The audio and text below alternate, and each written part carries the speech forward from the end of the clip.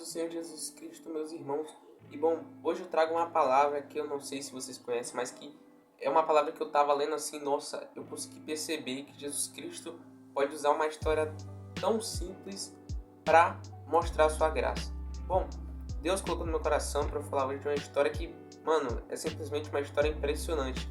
Que é lá em Filemão. Que o Filemão ele só tem um capítulo, ele não tem nem número de capítulo, porque ele só tem um. Aí devido a isso só tem os números dos versículos. Não sei na vida de vocês, mas na minha é assim. Só tem o número dos versículos. E bom, para continuar e falar aqui do contexto, o contexto é que simplesmente Paulo escreveu a Filemão, que é um homem rico. Um homem rico que morava em Colossos. E a igreja estava na casa dele, conforme está escrito aqui. Aí, Paulo estava preso em Roma. Aí, por que Paulo escreveu essa carta? Bom, a pessoa principal dessa história aqui, claramente que é Jesus Cristo, mas é Onésimo também. Que Onésimo, ele era um escravo de Filemão, porque Filemão era um homem rico e ele tinha o direito de ter um escravo. Esse escravo roubou ele e fugiu para Roma. Só que olha que coincidência entre aspas, né? Ele encontrou Paulo, Onésimo encontrou Paulo e simplesmente Paulo o adotou, entre aspas, como um filho espiritual, e Onésimo se converteu. Ou seja, tudo isso que aconteceu, meus irmãos, foi para a glória de Deus. E é impressionante como Deus usa a história de pega um escravo de um homem que era cristão, mas era rico, para converter ele, porque Onésimo não era cristão. Onésimo era só um escravo que estava lá trabalhando para Filemão. Aí ele simplesmente fugiu, roubou algo de Filemão, correu para Roma e encontrou Paulo. Aí Paulo, como forma de resolver esse conflito, Paulo sendo um apóstolo, imagine, né? Ele era um apóstolo e resolvia até conflitos que pareciam bestas. Porque, meus irmãos, se Paulo não tivesse feito isso e Onésimo fosse pego por Filemão, apesar de Filemão ser cristão, naquela época Roma tinha uma lei de que se o escravo fugisse, você tem o direito de simplesmente marcar ele. O que seria marcar? Igual no boi, você pega o negócio de marcar. Mano, é uma dor insuportável pro boi, imagina para um ser humano. Marcar um ser humano ou simplesmente tchau Onésimo, era isso. Ou seja, meus irmãos, Paulo escreveu para fazer com que Onésimo achasse misericórdia, alcançasse misericórdia de Deus em Filemão, para que Filemão perdoasse Onésimo. E por que isso? Porque simplesmente Paulo, aqui nos primeiros versículos, ele vem elogiando Filemão. Não como forma de ganhar Filemão, não, mas ele elogiou pelo que Filemão fez. Que simplesmente no versículo 6, no versículo 4 diz: graças dou ao meu Deus, lembrando-me sempre de ti nas minhas orações, ouvindo o teu amor e a fé que tens para com o Senhor Jesus Cristo e para com todos os santos, para que a comunicação da tua fé seja eficaz no conhecimento de todo o bem que em vós há, por Cristo Jesus. Bom, o que isso significa, meus irmãos? Paulo, ele está simplesmente dizendo: dou graças a Deus pelo amor que você tem tido por Jesus Cristo, pela perseverança, pela fé que você tem tido, Filemão. Aí Paulo vem aqui com algo inacreditável que simplesmente pode salvar sua vida hoje. Que ele diz: ouvindo o teu amor e a fé que tens para com o Senhor Jesus Cristo e para com todos os santos, para que a comunicação da tua fé seja eficaz no conhecimento de todo o bem que em vós há por Cristo Jesus. O que é, meus irmãos, esse conhecimento por todo o bem? É basicamente, meus irmãos, eu fiz até umas anotações aqui que fala acerca disso, que é basicamente o quê? O versículo 6 do livro de Filemão diz: todo o bem que há em nós para com Cristo Jesus. O bem, a justiça, a paz, a herança já são fatos jurídicos cravados no seu espírito.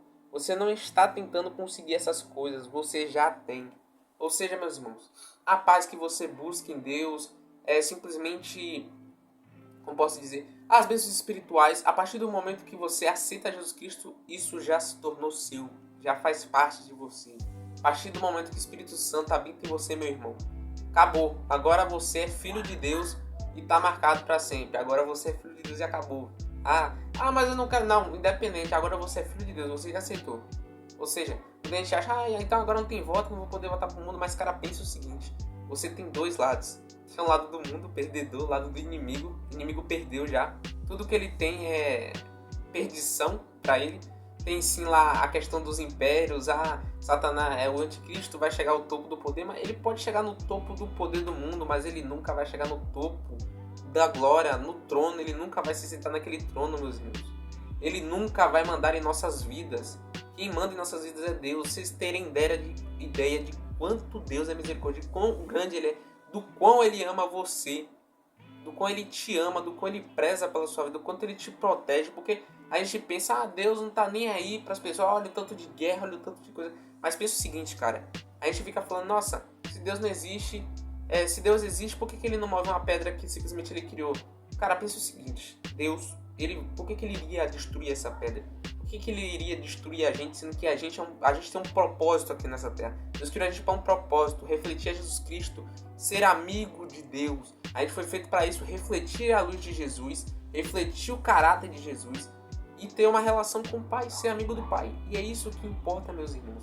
E muita gente fica falando, assim, por que Deus existe? Porque não existe, porque não acaba as guerras. Porque se Deus ele quisesse, Ele poderia fazer todo mundo agora morrer.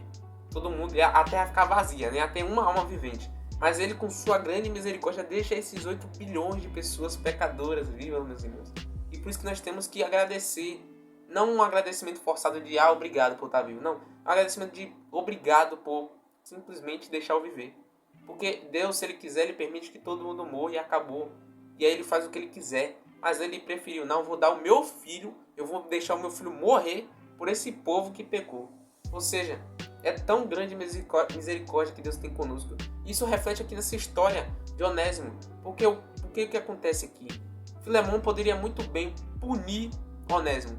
Poderia, quase que eu falo a palavra aqui, poderia destruir ele, poderia fazer com que ele, infelizmente, viesse perder a vida. Ou marcar ele, que era algo bem horrível. Porque ele era um escravo, ele não era alguém tão importante naquela sociedade. Porém, nos versículos, nas minhas anotações aqui que eu fiz,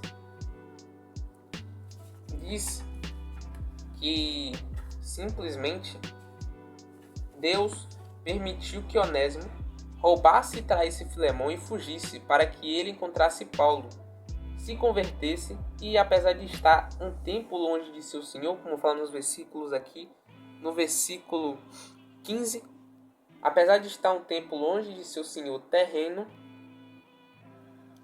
aí diz, quando ele voltasse, ele voltaria não mais como um escravo que fez algo muito errado, mas como um irmão em Cristo. Ou seja, todo esse propósito que Deus pegou de Onésimo, de ele fugir, de ele roubar, foi simplesmente para pegar Onésimo. Onésimo, você era um escravo. Deus estava lá falando com Onésimo. Onésimo, você é um escravo, né? Beleza. Eu vou te colocar como meu filho agora. E elevou ele para que ele não fosse mais escravo. Naquele tempo, meus irmãos, tinha uma grande acepção de pessoas de... aquele cara ali é rico, aquele cara ali é pobre. Vamos dar prioridade ao rico do que ao pobre. Aí, imagine um escravo que era a mais baixa da sociedade. Eu acho que um escravo só era melhor que uma pessoa que estava pobre na rua, um doente, amaldiçoado entre aspas, na rua, uma pessoa de lepra naquele tempo. Porque o escravo, pelo menos, ele tinha alguma coisa para comer. Mas, meus irmãos, imagine um escravo recebendo o ósculo santo de um rico. Como um irmão, ele se sentando na mesa do seu senhor e comendo com ele. Simplesmente, naquele tempo, era inacreditável. O que aquele cara ali tá fazendo, mano? O cara é rico, tá dando o ósculo santo. O que é o ósculo santo? Era um beijo de cumprimento, era como um aperto de mão de hoje. Não era um beijo, que hoje em dia todo mundo sensualiza tudo. Infelizmente a internet tá assim. Mas era um beijo de cumprimento na bochecha dos cristãos que faziam, meu irmão, aí é como se fosse uma parte do Senhor, um aperto de mão, um abraço. É como se fosse isso, basicamente isso. Ou seja, naquele tempo, um escravo era totalmente desprezado. E continuando, meus irmãos, aqui, isso é exatamente o que Cristo fez por nós. Nós éramos os fugitivos, cheios de dívidas e danos contra o Pai. Mas antes de eu continuar aqui, eu queria falar que Paulo lhe diz aqui, peço-te por meu filho Onésimo, que gerei nas minhas prisões, o qual no outro tempo te foi inútil, mas agora a ti e a mim foi muito útil, eu te tornei a enviar. Ou seja, Onésimo foi inútil, entre aspas, porque ele roubou Filemão, e depois se tornou útil a Paulo. E Paulo até fala, eu poderia ficar com ele aqui agora, mas seria muito egoísmo meu. Como se ele estivesse falando, que ele fala aqui, eu bem o quisera conservar comigo, para que por ti me servisse nas prisões do Evangelho. Mas nada quis fazer sem o teu parecer, para que o teu benefício não fosse como por força, mas voluntário. Ou seja, Paulo queria reter Onésimo ali para servir ele no evangelho, não no sentido de ele vai me servir, agora ele é meu. Não é isso. Paulo queria só que ele servisse, ele ensinasse Onésimo ali no evangelho. Ó, Onésimo, você faz assim. Ensinar Onésimo como se fosse um discípulo mesmo. E aí, só que Paulo ele diz, olha, eu não quero fazer isso pelo meu querer. Eu vou dar a permissão para você, eu vou mandar Onésimo de volta porque isso não é comigo. Ele estava dizendo assim, olha, eu não vou obrigar Onésimo a ficar comigo só porque eu sou um apóstolo, sendo que Onésimo é seu. Eu vou te devolver ele porque eu quero que você perdoe-o voluntariamente e não de forma forçada. Porque Paulo poderia deixar por assim mesmo. Deixa Onésimo aqui, ele te roubou, não tô nem aí, ele vai ser meu servo mesmo. Mas não, Paulo disse, olha, eu, para não forçar você a perdoar Onésimo, vou mandar ele com a carta para que você perdoe ele de forma voluntária. Imagine, Onésimo que levou essa carta, o próprio ladrão que roubou o Filemon, está levando a carta para o seu senhor. Ou seja, meus irmãos, Deus faz coisas extraordinárias na nossa vida, meus irmãos. E para continuar aqui, que nós éramos os fugitivos, cheios de dívidas e danos contra o Pai. Jesus entrou em cena, pagou a nossa conta na cruz e disse ao Pai, receba-os de volta não mais como condenados, mas como filhos amados. Se eles devem algo, põe na minha conta. Que é o que basicamente Paulo fez aqui. Ele mostrou o caráter de Cristo de forma tão destrinchada e linda aqui que ele diz nos próximos versículos.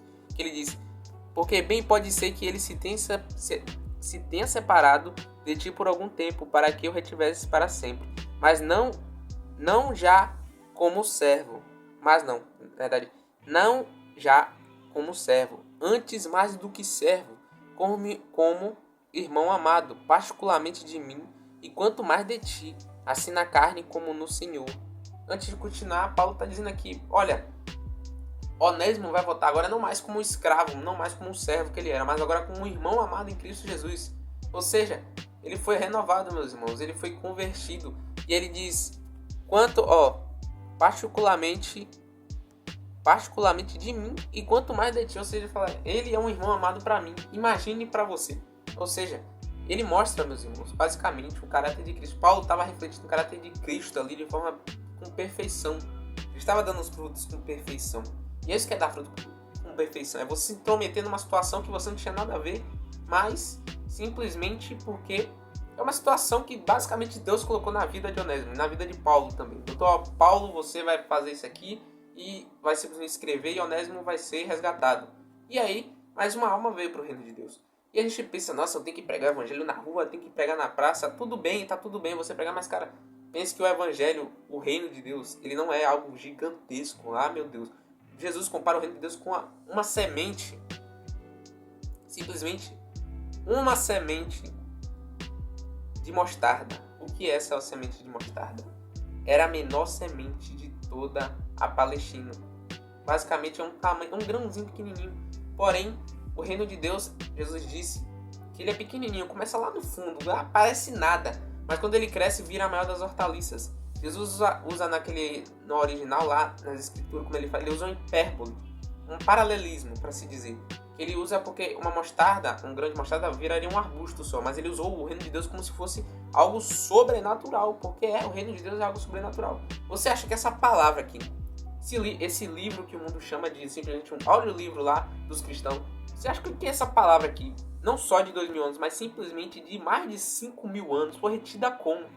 Como é que simplesmente um livro seria retido por mais de 5.000 anos? Foi sorte. Cara, não tem como isso ser sorte. Não tem como um povo ter tido tanto zelo assim, mas tanto zelo para guardar uma palavra. Quantos livros nós temos de 5.000 anos atrás? Pouquíssimos. O mais recente, o mais que a gente mais vê é a própria Bíblia. Ou seja, meus irmãos, nós temos que perceber uma coisa. Deus, ele está em todos os lugares. Ele é onipotente, ele é onipresente, ele é onisciente. Ele está com você, só que você tem que crer nele. E o que significa crer em Deus? Crer em Deus significa estar além dos sentimentos. Eu posso até contar um testemunho que simplesmente Deus me ensinou coisas maravilhosas. Deus me ensinou a parar de mover por sentimentos. Deus me ensinou a parar de me preocupar. Deus me ensinou a ler essa palavra aqui. Que é basicamente você buscar, perguntar a palavra, o que ela está dizendo. Cara, simplesmente eu parei de me preocupar em pregar o evangelho. Como assim você se preocupa em pregar o evangelho? Porque eu já estou fazendo isso aqui. Pregar o evangelho é somente falar do que vimos e ouvimos. Somos testemunhas, não mentirosos. Eu não vou falar do que eu não vi e ouvi. Ai, porque Deus me mostrou uma visão. Não, isso é mentira, eu não vi nada. Eu só vi que Jesus Cristo morreu na cruz, lá naquela palavra. E é isso, e Ele me salvou, Ele me resgatou. Estou contando agora meu testemunho de vida. É isso, o evangelho é isso. Isso aqui é o evangelho. Filemon, Onésimo, é o evangelho, meus irmãos. Simplesmente, aqui é basicamente um livro tão curto, mas que em poucas palavras o evangelho é mostrado.